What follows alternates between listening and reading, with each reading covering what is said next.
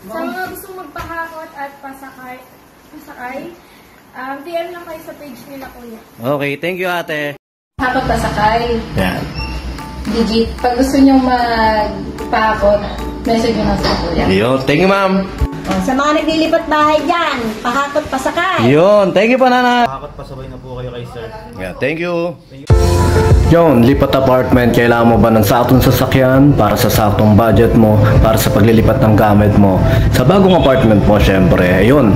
PM lang po kayo sa amin sa Pahakot Pasakay. Pag-usapan po natin, meron po tayong pina-avail, pinarerentahan na sasakyan at driver lang, at pwede rin po tayong, meron din po tayong mga helper na pwedeng tumulong sa atin sa paglilipat na ating mga gamit. At saka yun, maraming salamat din sa mga client din natin na nag-a-avail sa BJAM Lights and Sounds. Maraming salamat, at maraming salamat din po sa mga tropa natin at mga client natin na nagda-like, nag-share, nagpa-follow, nagko-comment at nagsusubscribe syempre sa Pahakot Pasakay at saka BJAM Lights and Sounds. Maraming salamat po. God bless.